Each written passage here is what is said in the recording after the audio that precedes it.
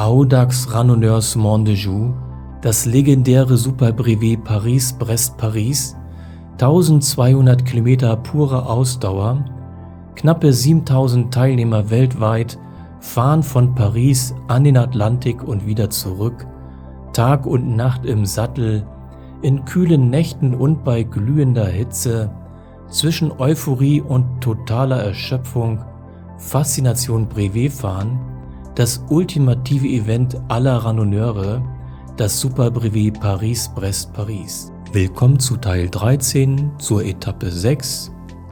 Es ist die vorletzte Etappe, bevor wir dann nach Brest fahren, dort dann wenden und die Strecke zurück wieder nach Brest fahren werden.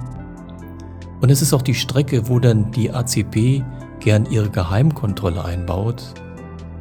Also es geht von Loudiac nach Carhaix-Plouguer, knappe 80 Kilometer und 1000 Höhenmeter.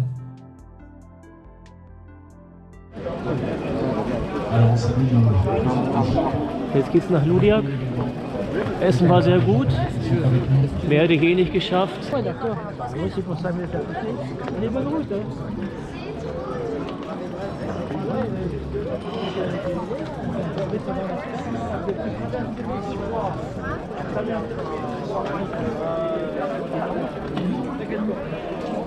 Und es ist richtig schön warm. Einige haben hier geduscht. Und nachher wird man auch sehen, die Leute legen sich dann so in den Schatten nachher unterwegs und machen da dann Pause, schlafen vielleicht sogar ein bisschen. Also ein ganz wunderbarer, hochsommerlicher Tag. Habe also hier 30 Minuten Pause bei Kontrolle 5 gemacht. Habe hier nichts gegessen.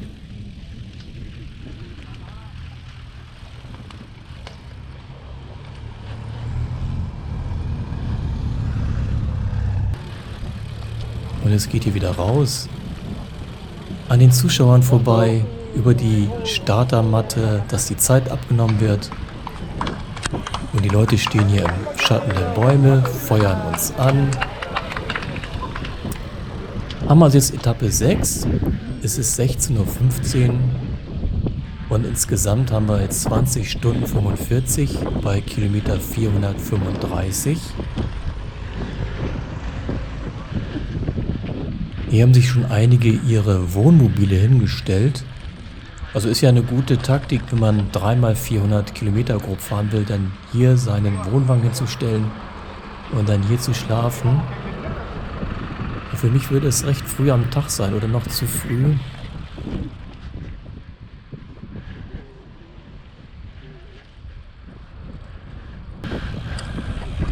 Ich weiß nicht genau, wie heiß das ist, aber die Leute halten ihre Köpfe unter die Wasserhähne. Je kälter, desto länger. Und der hat lang an und hat noch einen Schlauchschal um den Hals. Ja, es ist echt die Härte. Und es ist kein Asiate. Bei den Asiaten sage ich, ja, aber nein. Also mittlerweile haben wir über 30 Grad. Und ich gehe echt kaputt. So ein bisschen zumindest. Zumindest kann man hier echt nicht rasen. Und das ohne groß Schatten. Das tut auch keiner. Aber mir gefällt es. Also richtig Vollgas geben hier. Hau raus, was geht. Bislang keiner vorbeigefahren so. Und ich mag kaum glauben, in der Nacht darauf werde ich lange Handschuhe tragen und werde froh sein, dass ich sie mit habe. Da wird es fürchterlich kalt werden wieder. Wir sind da jetzt schon längere Zeit hier in der Bretagne und die ist halt irgendwie bekannt dafür, dass es dann nachts wirklich kalt werden kann. Na, der erste hat schon geschoben. Mal 20 Kilometer, da sieht man auch, wie steil das hochging. Hinter mir Velomobil und der erste Spaziergänger. Da haben wir echt ewig gebraucht, diesen Berg hoch zu kriechen. Und man guckt dann irgendwann auf die Uhr und denkt sich, warum hat man nicht mehr Kilometer geschafft?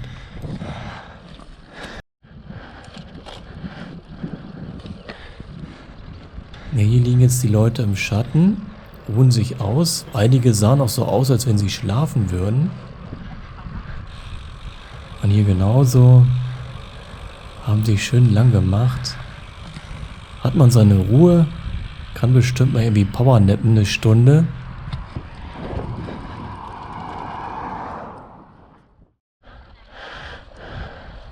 Und dann wieder so ein Verpflegungspunkt. Da haben die Anwohner dann wohl ein Fest gefeiert und die Radfahrer eingeladen. So sah das zumindest aus da.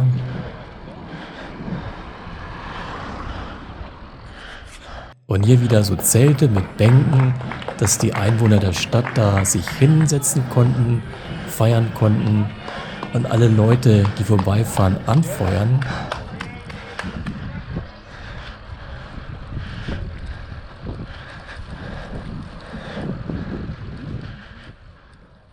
Und so fuhren wir durch wirklich hübsche Städte mit ihren alten Häusern, wenig Autoverkehr, schöne Straßen.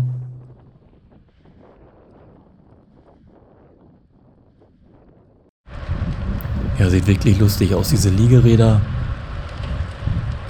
Vor allen Dingen, wenn die immer die Beine da unter dem Lenker haben oder teilweise hat man die ja so zwischen den Lenker, wenn die so ganz weit gebogene Lenker haben, dass sie da die Knie gut zwischenbekommen. Ja, nun kämpfen wir uns den nächsten Berg hoch, auch wieder ein längerer Anstieg, relativ steil.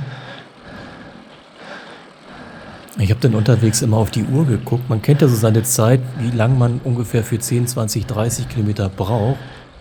Und war da echt verwundert. Ich sag, man kommt da überhaupt nicht vorwärts hier. Und hier wieder so ein Velomobil. Die rasend schnell sind auf der Ebene oder beim Berg runterfahren. Das Ganze dann mit Vollverkleidung, also oben ist ein Deckel drauf. Also ich weiß nicht, ob die da irgendwelche dollen Belüftungssysteme drin haben, dass die da nicht so schwitzen müssen. Nun haut er ab. Nun geht's den Berg runter. Und dann ist er weg. Ja, und kaum hat man dann das Top des Hügels erreicht, dann preschen die ab. Da werden die richtig schnell und dann sieht man die so schnell nicht wieder. Bis zum nächsten Anstieg. Da kann man, wenn man Glück hat, die einholen. Und hier schreiben sie sogar auf den Zettel, was man da bekommen kann. Wasser, Kaffee, Tee und so weiter.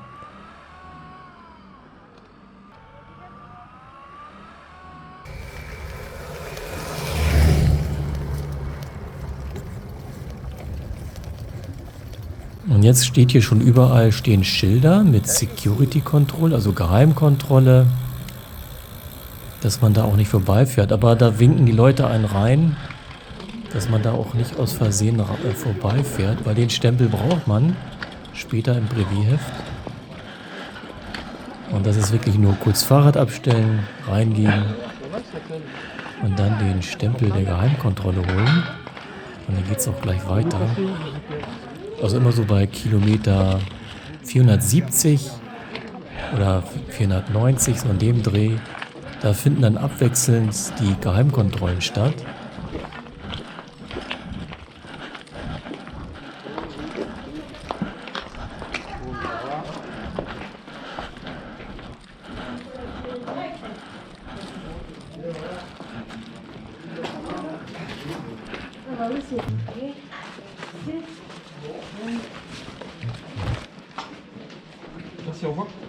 Au revoir.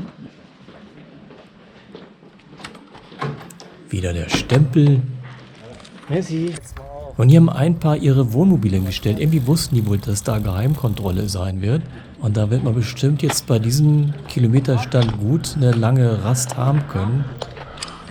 Da war die letzte Mal auch. Die Kontrolle.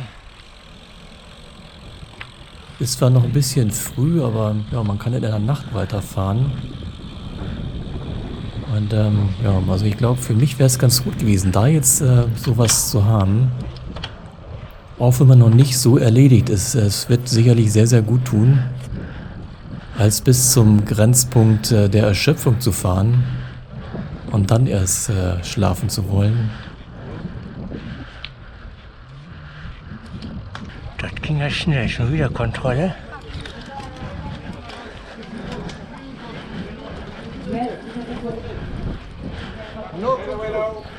No Control?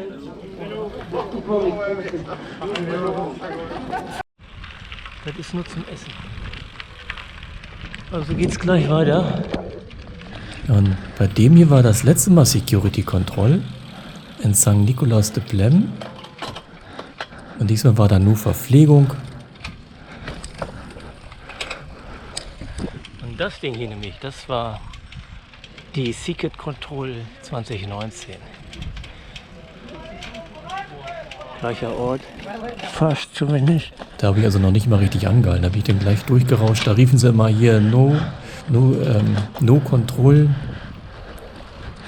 Jetzt haben wir knapp 19 Uhr, 2 Stunden 45 für die 54 Kilometer. Das geht hier überall so. Teilweise sitzen irgendwie Pärchen auf irgendeiner Bank und klatschen, mal vorbeikommen. Oder Bravo, Bravo, Bravo wird gerufen.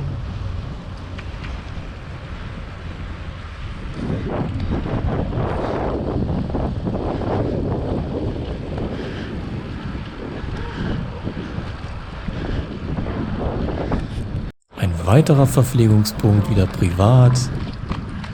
Und die werden jetzt immer mehr, dass da überall so kleine Stände stehen und die Anwohner und die Bevölkerung da den Radfahrern helfen mag. Nächster Anstieg hoch.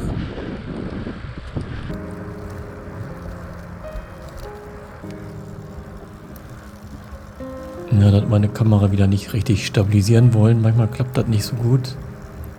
Und nun haben wir knapp die Hälfte der Etappe.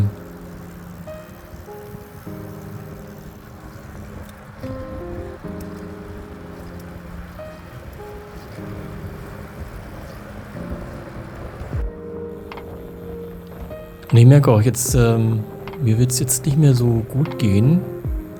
Der Hunger und dieses komische Gefühl werden mehr und mehr. Essen will ich immer noch nichts oder kriege es einfach nicht hin, obwohl ich Snickers und Schokoriegel und so ein Zeug mit habe.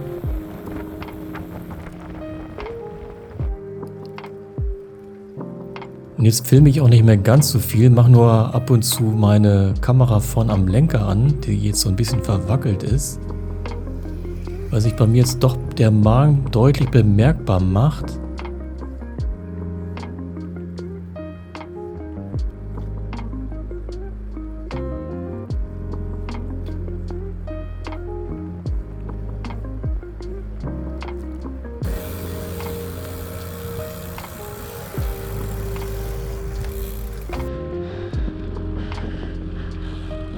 Jetzt haben wir 20 Uhr, 3 Stunden 45 habe ich gebraucht für die 80 Kilometer. Haben jetzt seit Start 24,5 Stunden und sind bei Kilometer 514. Herzfrequenz waren wieder 123. Geschwindigkeit recht langsam, 21 nur.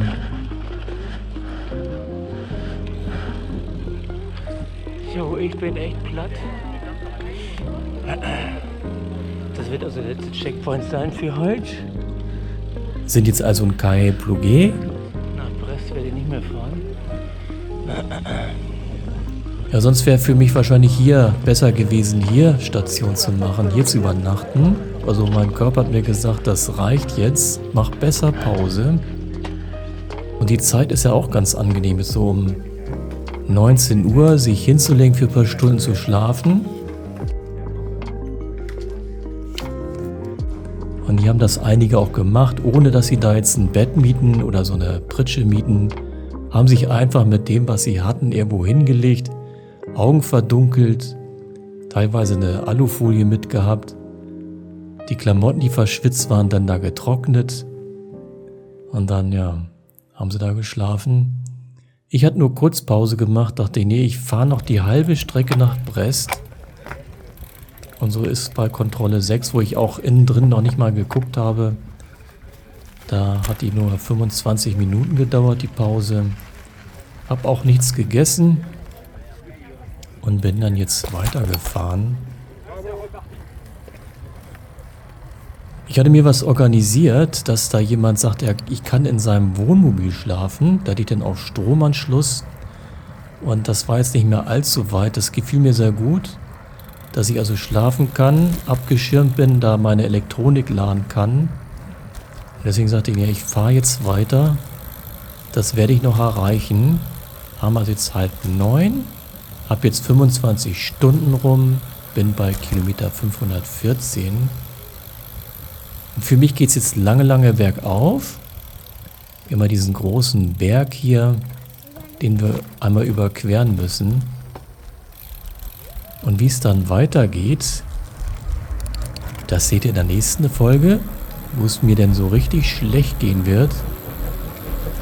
Und wo ich dann meine erste Schlafpause mache, 5 Stunden, danach bin ich wieder richtig gut fit.